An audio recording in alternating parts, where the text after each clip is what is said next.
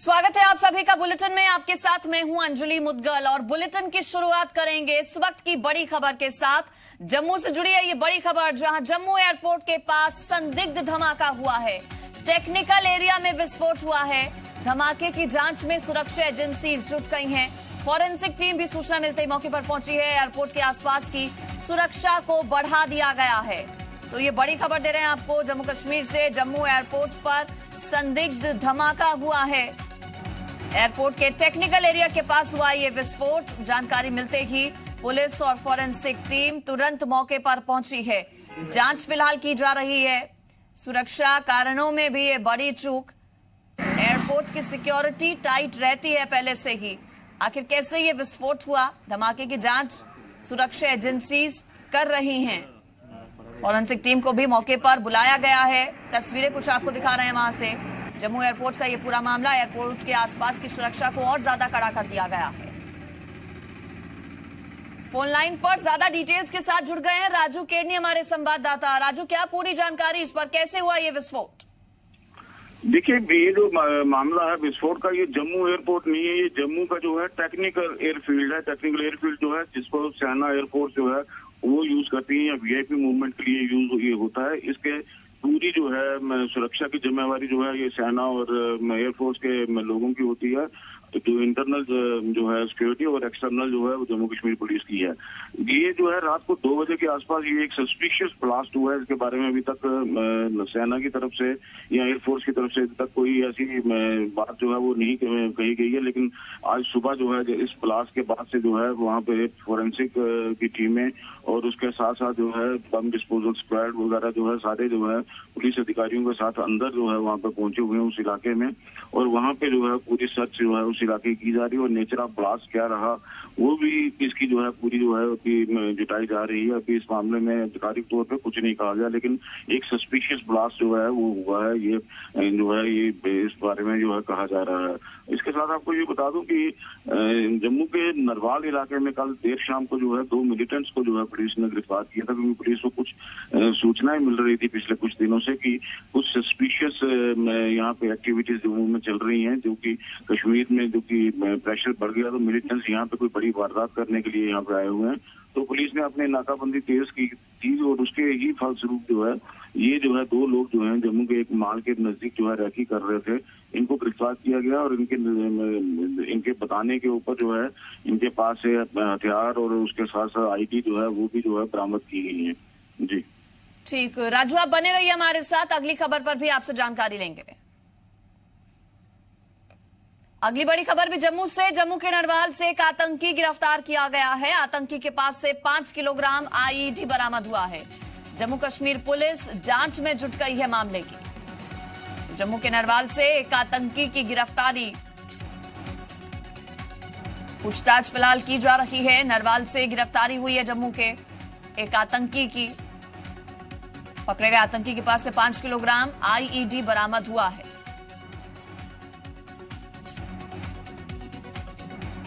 Phone line पर है मेरे साथ राजू, हमारे संवाददाता। राजू, आतंकी जो पकड़ा गया है उसके बारे में और क्या पता चल पाया? देखिए, फिलहाल इस मामले में इतनी ही जानकारी है कि पुलिस को इन्फॉर्मेशन थी कि आतंकी जो है कश्मीर में चूंकि प्रेशर बढ़ रहा है तो वो शायद जम्मू की तरफ अपना रुख करेंगे और जम्मू को टारगेट करने की कोशिश करेंगे। और उसके बाद से पूरे जम्मू में जो है एक अलर्ट जो है वो घोषित किया था और पुलिस ने जो है जगह जगह जो है अपने नाके लगाए हुए थे। और उसी का ये नतीजा है कि जम्मू के बाहरी इलाके में ये एक माल के नजदीक जो संदिग्ध थे उनको जो है पकड़ा गया। वो कि उस इलाके में उनकी सस्पिशियस मूवमेंट थी। और उसके बाद से पुलिस ने जब उनको जो है जानकारी उनसे पूछताछ की तो उनके पूछताछ पे जो है वो एक आईडी बरामद हुई है। उसके अलावा हथियार भी उनसे बरामद हुए हैं, जिसके बाद से पुलिस का ये कहना है कि ये शायद एक बड़ी वारदात करने के लिए आ रहे हैं। बाकी उनसे पूछताछ जो है अभी जारी है, क्योंकि कल शाम को देर शाम का ये वाकया है। जी ठीक, शुक्रिया आपका राजू जानकारी देने के लिए। और श्रीनगर के बारवर शाह इलाके में आतंकियों ने सुरक्षा बलों को निशाना बनाकर ग्रेनेड हमला किया, लेकिन हमले की चपेट में आने से एक स्थानीय की मौत हो गई, जबकि 3 आम नागरिक घायल बताए जा रहे हैं। पुलिस और सीआरपीएफ की संयुक्त टीम इलाके में गश्त कर रही थी। इसी दौरान आतंकियों ने टीम को निशाना बनाकर ग्रेनेड फेंका। ग्रेनेड सड़क के बीच में फट गया। उस समय मौके पर काफी लोग मौजूद थे। 3 लोग ग्रेनेड की चपेट में आ गए। घटना का सीसीटीवी फुटेज भी सामने आया है।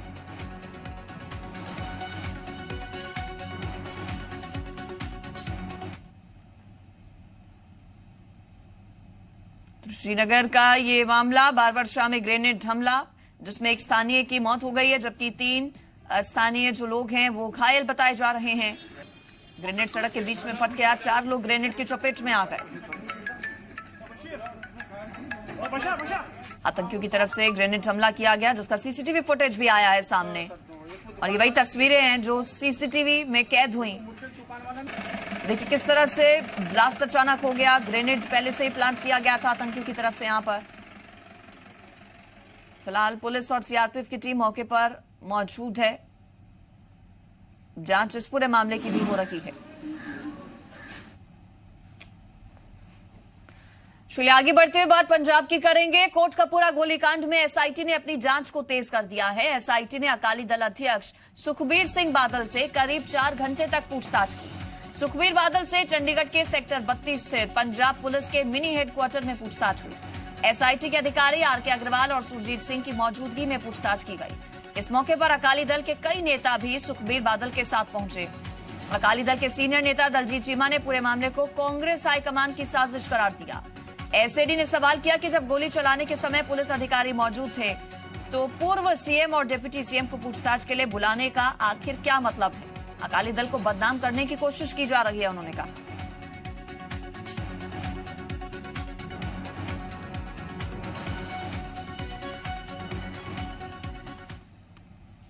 श्री सुनील जाखड़ जी राहुल गांधी जी ਨੂੰ ਮਿਲ ਕੇ ਕਹਿੰਦੇ ਨੇ ਕਿ ਰਾਹੁਲ ਗਾਂਧੀ ਜੀ ਨੇ ਸੁਨਿਸ਼ਚਿਤ ਕਰ ਲਿਆ ਕਿ ਸਾਹਿਬ ਪ੍ਰਕਾਸ਼ ਸਿੰਘ ਬਾਦਲ ਹੋਰਾਂ ਨੂੰ ਕਿਵੇਂ ਫਰੇਮ ਕਰਨਾ ਕੇਸਾਂ ਦੇ ਵਿੱਚ, ਤੇ ਇਹ ਤੋਂ ਵੱਡੀ ਮਤਲਬ ਵੱਡਾ ਸਬੂਤ ਹੋਰ ਕੀ ਹੋ ਸਕਦਾ ਕਿ ਦਿੱਲੀ ਵਿੱਚ ਗਾਂਧੀ ਪਰਿਵਾਰ ਮਨਸੂਬੇ ਰਚ ਕੇ ਸ਼੍ਰੋਮਣੀ ਅਕਾਲੀ ਦਲ ਦੀ ਲੀਡਰਸ਼ਿਪ ਨੂੰ ਬਦਨਾਮ ਕਰਨ ਦੇ ਤਾਂ ਮਤਲਬ ਇੱਕ ਮਨਸੂਬੇ ਰਚ ਰਿਹਾ ਔਰ ਪਲੈਨਿੰਗ ਬਣਾ ਰਿਹਾ। ਔਰ ਅਸੀਂ ਨਹੀਂ ਦੋਸ਼ ਲਾ ਰਹੇ, ਇਹ ਗੱਲ ਸਿੱਧੀ ਸੁਨੀਲ ਜਾਖੜ ਜੀ ਦੇ ਬਿਆਨ ਤੋਂ ਸਾਬਤ ਹੁੰਦੀ ਆ। और सरदार सुखबीर सिंह बादल साहब सारे पता कि जदों ये इंसीडेंट हुई सी उदों भी मीडिया क्योंकि एक एक गल से नज़र रख रहा सी कि उन्होंने दिनों के विचों पंजाब के विच नहीं सी ऑफिशियली छुट्टी दे। उन्हें पहली तो गल हैरान आ कि पुलिस को खुद नहीं पता कि उन्होंने होम मिनिस्टर जो उन्होंने दिनों के विच स्टेट के विच कादी इन्वेस्टिगेशन तुसीं करो, पर क्योंकि उत्तों हदायत है कि पार्टी का श्रोमणी अकाली दल के प्रधान सरदार सुखबीर सिंह बादल ने, इस करके मैं पहले तो यह पूछना पैना कि की तुहाडा अपना रिकॉर्ड इस गल को कंट्राडिक्ट करदा जो तुहानूं बुला के फिर वेरीफाई करने की कोशिश करनी। आफ्टर जो सिट इन्वेस्टिगेट करती है तो उन्होंने अपना भी होमवर्क करना चाहिए।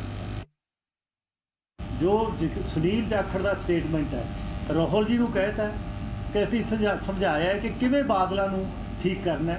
सानू बहुत दुख है, साढ़े ढिड च कंडा चुभया होया है कि बाल साहब हो रही अजे तक ये लफ्ज बातें ने जो मैं क्या कंडा चुभा गया उन्हें कहा कि अज ये अजे तक बाहर फिरते ये की हाई कोर्ट के जज का जो फैसला है कि सिट किसी नू कोई बाहर लीक ना करे, कोई गल लीक ना होवे और जो फैसला है वो सीधा हाई कोर्ट को अपना देवे बंद लिफाफे तो उसकी सुपरविजन जुडिशियल मजिस्ट्रेट करे।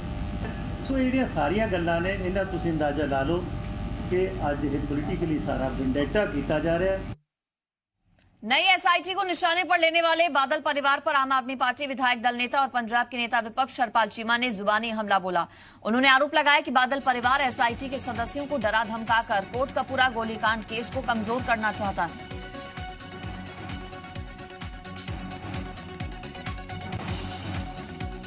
श्रोमणी अकाली दल ते बादल परिवार जोड़ा यह कानून दे विच विश्वास नहीं रखते, संविधान दे विच विश्वास नहीं रखते। पहला भी इन्हां दा इतिहास रहागा कि संविधान नूं इन्हां ने पाड़िया और जो पुराने केस बने सारे गवाह इन्हां ने मकराए।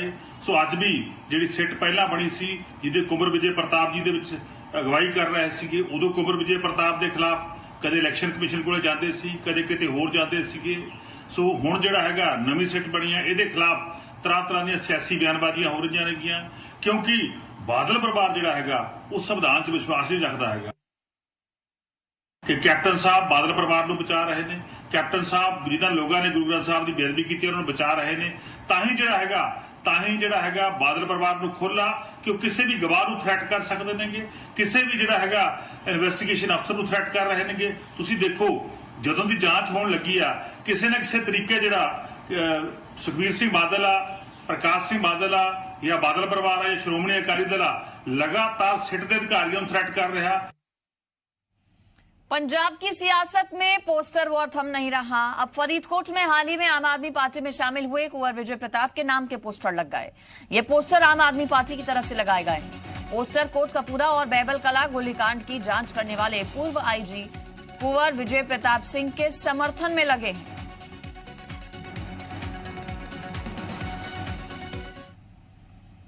और सूत्रों के हवाले से एक बड़ी जानकारी आपको दे दें, 28 जून को अकाली दल में शामिल होंगे कांग्रेस नेता अश्वनी सेखड़ी।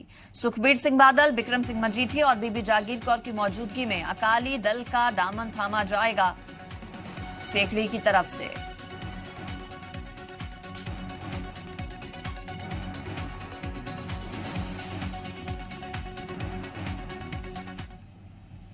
और केंद्र सरकार ने कोर्ट में एक हलफनामा दायर कर जानकारी दी है कि 31 जुलाई तक कुल 51.6 करोड़ कोविड वैक्सीन की खुराक उपलब्ध कराई जाएगी, जिसमें से करीब 35 करोड़ पहले ही उपलब्ध कराई जा चुकी है। बच्चों के लिए वैक्सीन उपलब्धता की स्थिति की जानकारी देते हुए केंद्र ने एक हलफनामे में कहा कि भारत के औषधि महानियंत्रक ने 12 मई को भारत बायोटेक को 2 से 18 वर्ष की आयु के स्वयंसेवकों पर अपने वैक्सीन कोवैक्सीन के क्लिनिकल परीक्षण के और नामांकन प्रक्रिया की अनुमति दी थी। इसके लिए ट्रायल भी शुरू हो गया है। साथ ही तीसरी लहर से बचाव के लिए फाइनल ईयर के मेडिकल स्टूडेंट्स का सहयोग लेने के लिए भी योजना बनाई गई।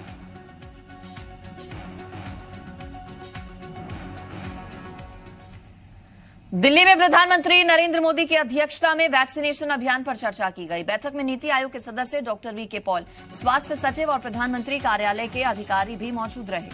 इस दौरान प्रधानमंत्री ने वैक्सीनेशन अभियान की रफ्तार बढ़ाने के निर्देश दिए। साथ ही प्रधानमंत्री ने कहा कि टेस्टिंग किसी भी क्षेत्र में संक्रमण रोकने का बड़ा हथियार है। ये सुनिश्चित किया जाए कि टेस्टिंग की रफ्तार कम न हो और वैक्सीनेशन में निजी संगठनों की भागीदारी बढ़ाना जरूरी है। वहीं बैठक में स्वास्थ्य मंत्रालय ने जानकारी दी कि पिछले 6 दिनों में देश में 3 करोड़ 77 लाख वैक्सीन डोज दी गई हैं, जो मलेशिया, सऊदी अरब और कनाडा जैसे देशों की पूरी आबादी से ज्यादा है। दिल्ली में सोमवार से अनलॉक 5 की शुरुआत होगी, जिसके तहत banquet hall, gym, yoga centre, golf course, yoga centre और पार्क खुल जाएंगे। 28 जून से अनलॉक 5 के लिए दिल्ली डिजास्टर मैनेजमेंट अथॉरिटी ने निर्देश जारी किए हैं। आदेश के मुताबिक बैंक्वेट हॉल सिर्फ शादी के लिए ही खुलेंगे। शादी समारोह में 50 लोगों को शामिल होने की इजाजत होगी। घर में शादी करने पर सिर्फ 20 लोग ही शामिल हो सकते हैं। जिम और योगा सेंटर सिर्फ अपनी क्षमता से 50% लोगों को ही बुला सकेंगे। दूसरे राज्य के लोगों को दिल्ली में प्रवेश करने के लिए किसी भी तरह के ई पास की जरूरत नहीं होगी। वहीं मेट्रो और बसें अपनी 50% क्षमता से ही चलेंगी।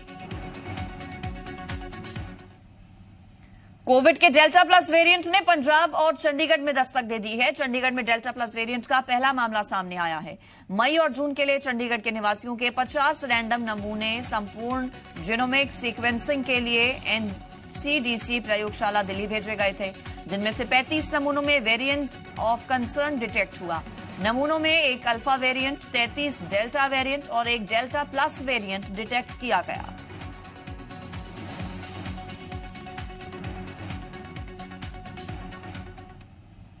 चलिए आगे बढ़ेंगे, बात हरियाणा की करेंगे। हरियाणा के सीएम मनोहर लाल ने केंद्रीय सड़क परिवहन मंत्री नितिन गडकरी से मनाली में मुलाकात की, जहां उन्होंने नेशनल हाईवे निर्माण से जुड़ी 6,393 करोड़ 32 लाख रुपए की लागत वाली 11 परियोजनाओं पर चर्चा की। सभी परियोजनाओं को केंद्रीय मंत्री नितिन गडकरी ने स्वीकार कर लिया है। मुख्यमंत्री ने केंद्रीय सड़क परिवहन मंत्री को आश्वासन दिया कि इस्माइलाबाद नारनौल एक्सप्रेसवे के निर्माण के लिए चरखी दादरी जिले के गांव खातीवास में भूमि का कब्जा लेने के लिए जरूरी मदद दी जाएगी। उन्होंने फरीदाबाद बाईपास पर से अतिक्रमण हटाने का भी आश्वासन दिया, ताकि डीएनडी सोहना एक्सप्रेसवे के निर्माण में तेजी लाई जा सके। कुल्लू में हुए थप्पड़कांड के बाद हिमाचल प्रदेश के डीजीपी ने आईपीएस और एचपीएस अधिकारियों की कार्यप्रणाली को लेकर एडवाइजरी जारी की है। सभी पुलिस अधिकारियों को साथी पुलिस अधिकारियों या जनता के साथ बातचीत के वक्त हर समय शांत और शिष्ट रहने को कहा गया है, चाहे हालात कैसे भी हों। सभी पुलिस अधिकारियों को हाई स्टैंडर्ड, प्रोफेशनलिज्म और अच्छा व्यवहार सुनिश्चित करने को कहा गया।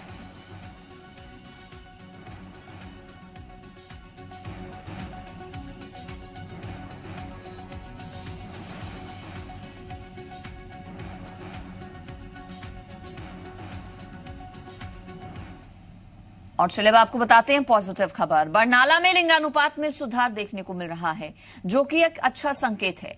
सिविल सर्जन बरनाला जसवीर सिंह औलख ने बताया कि स्वास्थ्य विभाग के आंकड़ों के मुताबिक जनवरी 2019-20 वर्ष का डेटा में 1000 लड़कों पर 895 लड़कियां थीं, जबकि 20-21 के जिला बरनाला में लिंगानुपात प्रति 1000 लड़कों पर 964 लड़कियां हैं। सिविल सर्जन बरनाला ने साफ शब्दों में कहा कि अगर कोई भी कन्या भ्रूण का प्रसव पूर्व जांच करवाता है, अगर कोई ऐसा काम कर रहा है तो उसके ऊपर सख्त कार्रवाई होगी। साथ ही जिले में बेटी बचाओ बेटी पढ़ाओ अभियान के तहत जागरूकता अभियान भी चलाया जा रहा है। विभिन्न क्षेत्रों में उत्कृष्ट प्रदर्शन करने वाली लड़कियों को सम्मानित भी किया जाता है।